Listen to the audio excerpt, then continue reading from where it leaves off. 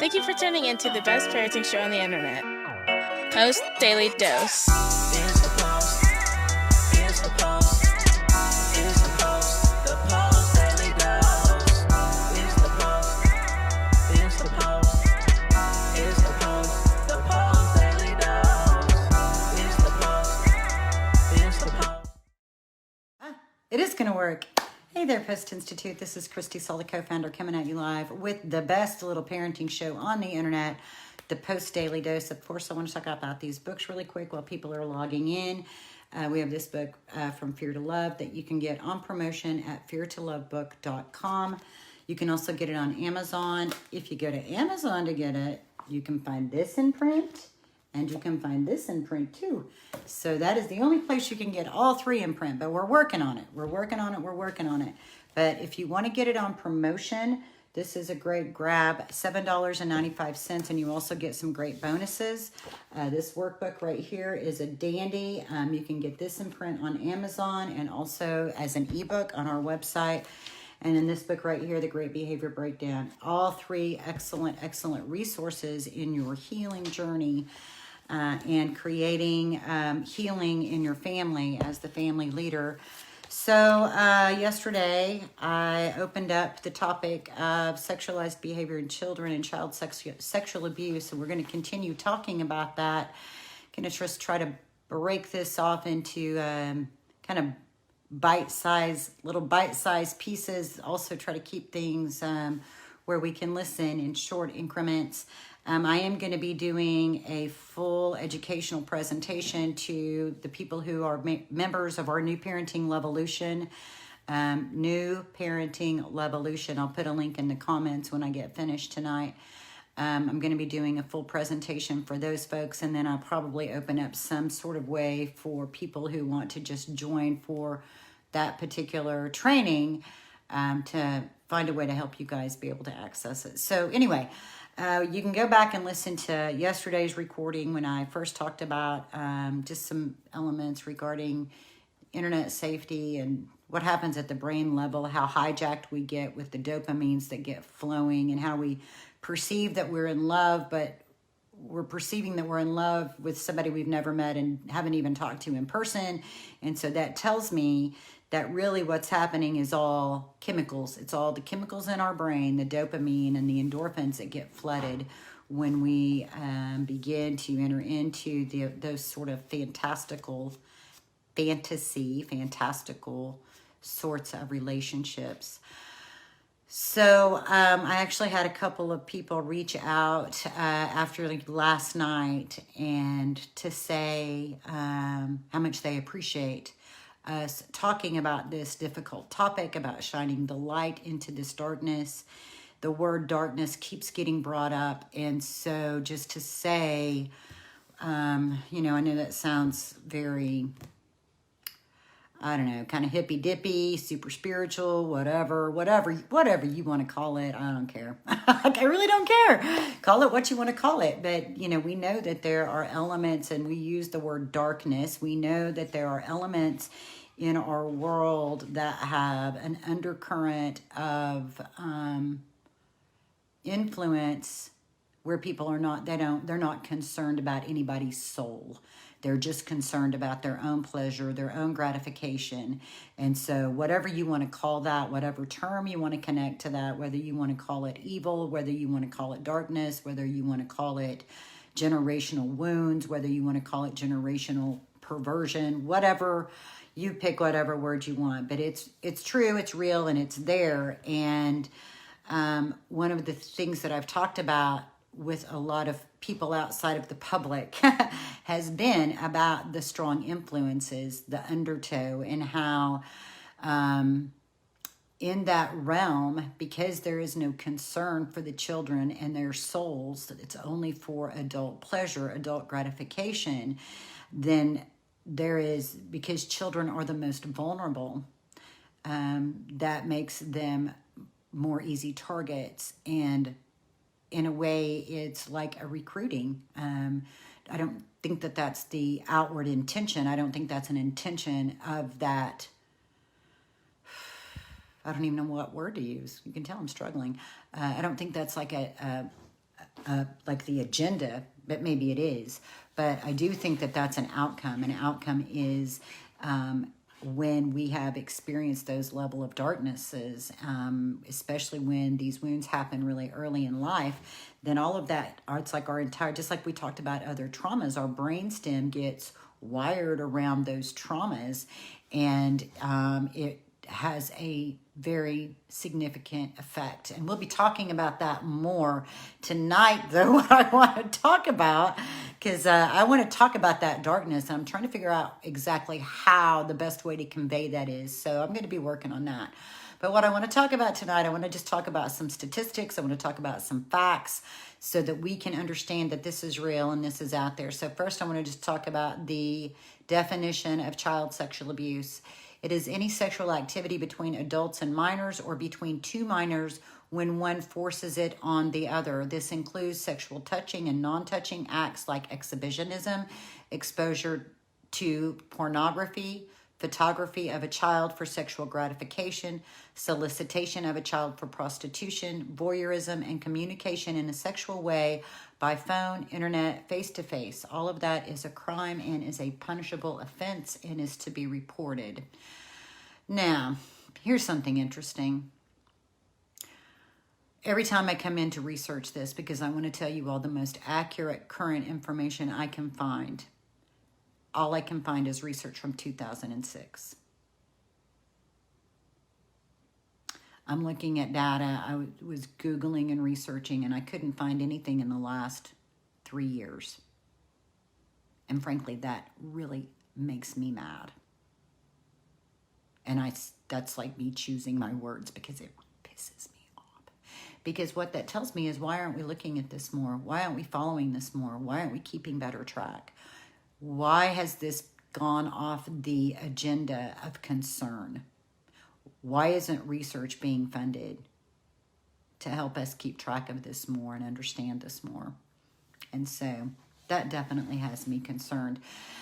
So the statistics tell us that and this is an adult retrospective report. So this is adults who were abused as children telling us as adults, this happened to me in my childhood.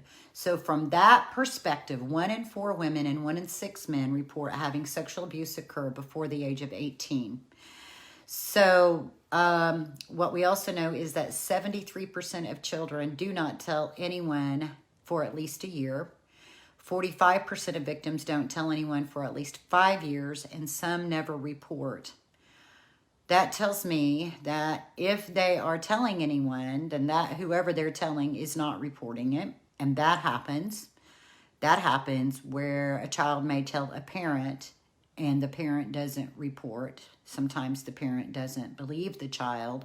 Sometimes the parent is in such desperate survival, addiction, life, just walking in life wounds and chaos and trauma of their own, that it never gets reported, and the children never get believed and they never get protected. So that's some real undercurrents of this fact. This fact is 73% of child victims do not tell anyone about the abuse for at least a year. That means that the abuse doesn't get reported to someone for at least a year. 45% of victims do not tell anyone for at least 5 years. Those are the facts. I am reading between those lines, thinking about stories I have been told, stories of families I've worked with where the parents said, no, I did not report. I didn't know what to do. I was afraid it was going to tear our family apart. I was afraid that it would mean so-and-so who is the provider in our family would be put in prison, and then I don't know how I'm going to feed my children. So there's some real life tragedies that get spelled out when you read between the lines and you work closely with families. Here's another thing I found very interesting in this article I'm reading. We think of adult rape and we get really upset. We get really upset, and we want rapists to pay. We want them to be punished. 70% of all sexual assaults that occur, that are reported, happen to children under the age of 17. So that means that only 30% of the sexual assaults that are reported are adult rapes. And yet we get really, really upset about that, but we're not really able to, I don't know what's happening that we're not getting all upset about this other 70%. Youths have higher rates of sexual assault victimization than adults. That's pretty much what that's telling us. Let's talk a little bit about, this is, I think, probably of everything I've read and that I'm going to go over today about the facts, just trying to keep it to the facts. We'll go more into kind of how this then manifests for our children in emotional challenges. But I think we got to cover some facts first. So here's some interesting facts. Family structure is the most important risk factor in child sexual abuse. Let me say that again. Family structure is the most important risk factor in child sexual abuse. Children who live with two married biological parents are at the lower risk for abuse. The risks increase when children live with step parents or a single parent. Children living without either parent, meaning children in foster care, are 10 times more likely to be sexually abused than children who are living with both their biological parents. Children who live with a single parent that has a live-in partner are at the highest risk, 20 times more likely to be victims of child sexual abuse. So that tells me that there is something going on in this perception of probably the combination of the relationship we have with our children, along with this perception that when you're not biologically related to someone, somehow it means it is okay to have sex with them. It could also be indicators of immaturity, emotional immaturity. I find it interesting because in this article, it talks a little bit about the perpetrators, but not very much. It's like, we know so much more about the victims. Why don't we know more about the perpetrators? We know a lot about the statistics for rape, but why don't we know about who the rapists are?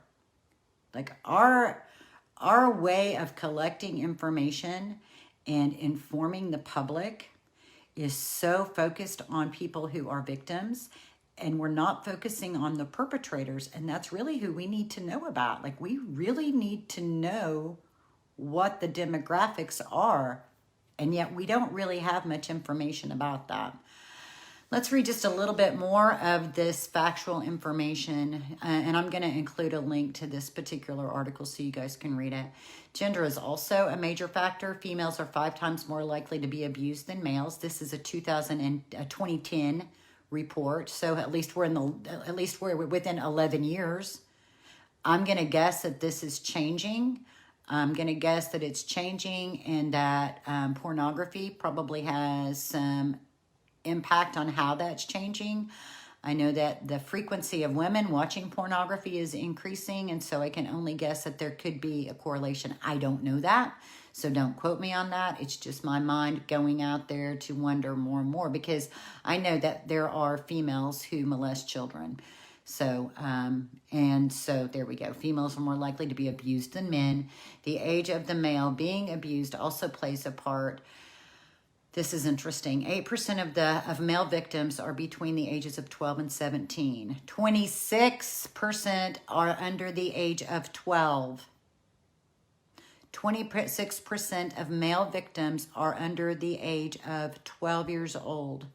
So likely beginning puberty, at the very beginning of puberty and under. So the line is ending when they begin to hit puberty. Age is a significant factor in sexual abuse, while the risk for children of all ages most vulnerable are between the ages of 7 and 13. The median age reported abuse for girls is 9. However, more than 20% of children are sexually abused before the age of 8. Race and ethnicity are an important factor in identifying sexual abuse. African American children have almost twice the risk of sexual abuse than white children. Children of Hispanic ethnicity has a higher risk than non-Hispanic white children. Again, this is a 2010 research report. The risk for sexual abuse is tripled for children whose parents are not in the labor force. The same 2010 report. Children in low socioeconomic statuses, households are 3 times more likely to be identified as victims of sexual abuse. Most studies have reported that children with disabilities are at a greater risk for abuse. The latest research identifies incidents of child sexual abuse involving children with disabilities at only half the rate. I wonder about that. I wonder what disabilities specific are being looked at and how that's identified. Children who live in rural areas are almost 2 times more likely to be identified as victims of sexual abuse. Children who witness or are the victims of other crimes are significantly more likely to be sexually abused. So this really paints a very interesting picture for our children, especially thinking about children who are 12 years old and younger. I'm just going to kind of say that in general. We've got the 7 to 13 age range as being the median for females. But there's this big marker in this around 8 years old.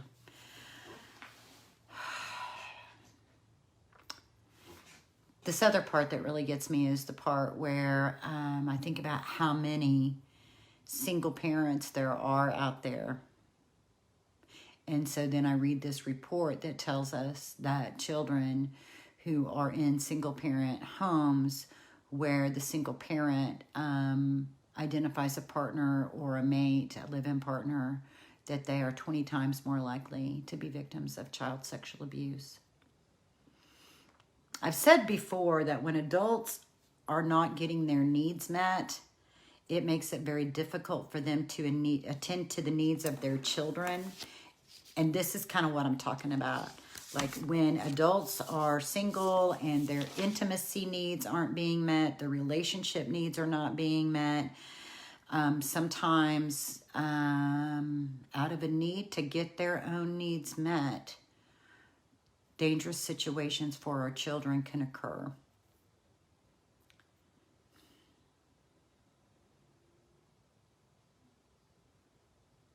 It makes me pretty sad. That's pretty staggering, isn't it? 20 times. Children who live with a single parent that has a live-in partner at the highest risk, 20 times more likely to be victims of sexual abuse than children who are living with both biological parents. Right next to that, children who are living without either parent are 10 times more likely to be sexually abused than children who are living with both biological parents. Oh, man. Oh, man. Oh, man. And here's the thing. Most people focus on trying to teach children to protect themselves.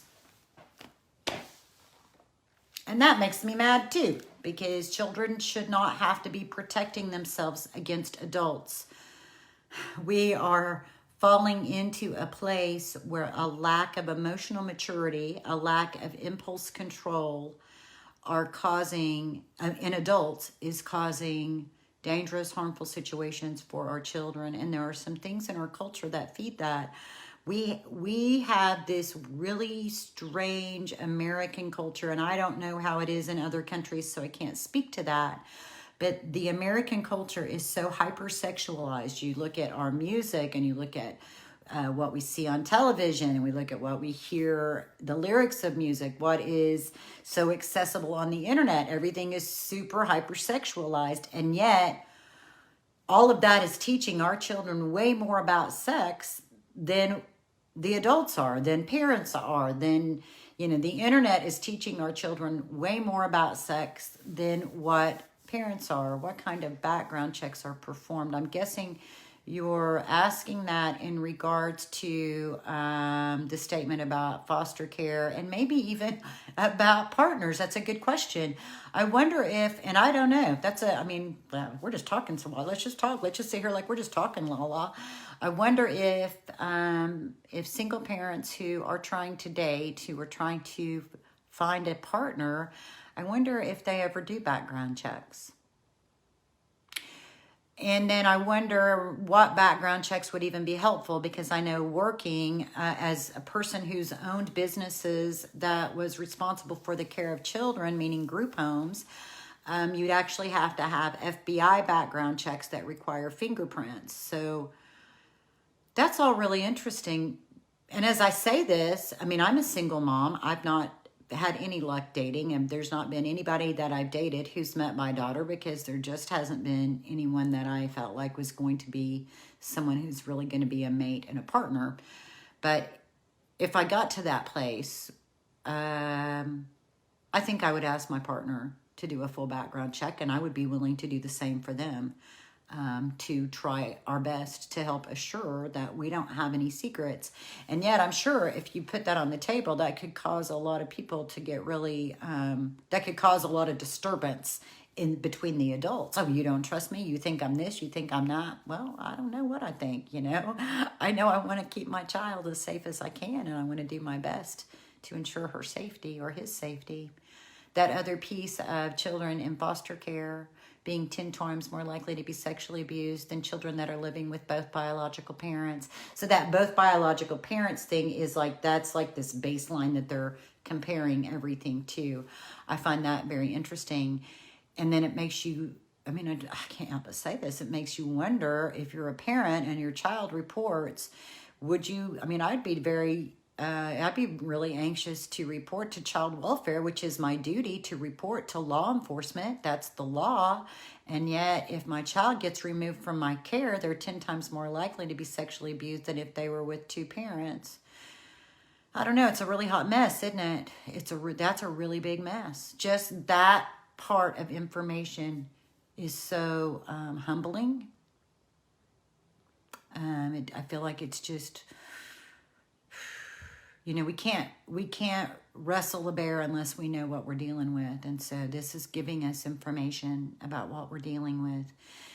It tells me that single parents need a lot of support, that we need to do everything we can to help keep our children safe and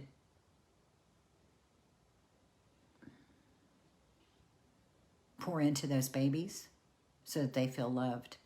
Because the other piece, you know, we talked about some elements of that last night, that a piece of the puzzle is that when we don't feel good enough, when our self-worth isn't being, when we're not feeling our value and our worth, that makes us more susceptible to predators. When we don't experience our full value and our worth, it makes us more susceptible to predators. That includes single parents who are trying to date. If you don't feel your value and your worth, then you are more susceptible to having somebody unhealthy come into your home, who will not only be unhealthy to you, but potentially unhealthy to your child, based on the statistics saying it's 20 times more likely to occur in a single parent family where there is a live-in partner.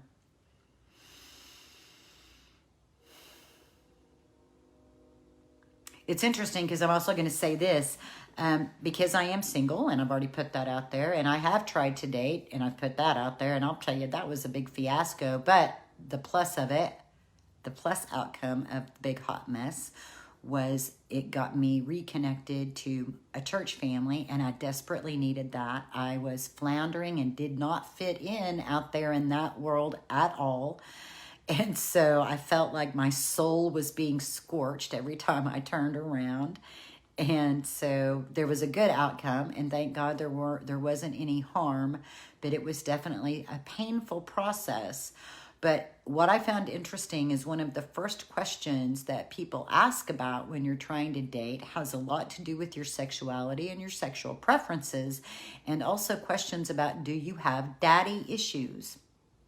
Because a lot of times people will date out of their wounds related to their parents.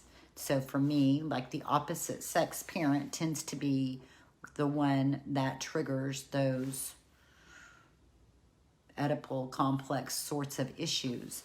So I find it very interesting that that there are people who will prey on your wounds, and they will prey on your wounds in a way for them to get their pleasure and satisfaction, to manipulate that. It's not a process of healing. It's a process of manipulating those wounds so you can get revenge on your father.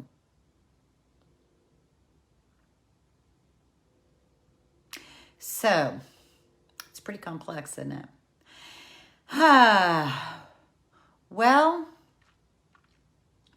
making sure you feel your value and making sure your children feel their value is becoming a very important piece of parenting, isn't it? Because it's going to be a very important piece of what helps them keep themselves as safe as possible as they get older, as they try to enter into relationships. It will help them. It will help them when they know that they are loved, when they know that they are precious, when you look at them with eyes that adore them. I had another conversation today that I wanted to share because it was so on point to this. And it was not about sexual abuse, but it was about a person who was really, like, they put a picture up asking about what, my hair is falling out. I'm in my early 40s. I've got this going on. Anybody have any suggestions? Blah, blah, blah. People were talking, and I didn't have any because, I've told you guys that is not my area. I'm not good at that stuff at all. I'm just not that. It's just not my thing. But I did, because I know her, I said, but, I just hope that when you look in the mirror, you do see that you have a beautiful soul, because she does. She's one of the most amazing, beautiful people you could ever meet. And her response was this: I had the blessing of being adored as a child. Therefore, every time I look at myself in the mirror, I see that. So you take that little bit of knowledge and you go make sure your babies know how much you love them. Make sure that the love you have for them shines from your eyes. It shines from your soul, from your energy, that look of amazement. I know sometimes they get on your nerves. I know sometimes there's a lot of conflict, but every day, at some point in every day, push pause on everything that you're stressed out about, because this piece of loving on your babies can be a game changer. It can change everything about how they view themselves, everything about how they see themselves. I am loved, I am valued, I'm worthy. Help them to feel so connected to you by playing with them. Wrestle around on the floor with them. Play a game. Go out and play some catch. Take a walk. Listen to music together. Have a dance party in the kitchen. Flop on the bed and watch a movie. Read a book. Whatever it looks like in your family. This time of planting these seeds of love, everything you're wanting for your children is right on the other side of that. And remember what Brian tells us: at any given moment, we can act out of our blueprints of stress and fear and overwhelm, or we can take 1 to 2 to 3 deep breaths and we can choose love. I hope you guys choose love as often as possible. And we'll be talking more about this topic throughout the week. So we're going to be going deeper and deeper. Join along. If you guys have thoughts, questions, comments, you're welcome to send them through the DMs or put them in the comments. I do read through. Much love to you guys. Have a blessed evening, and we'll see y'all tomorrow.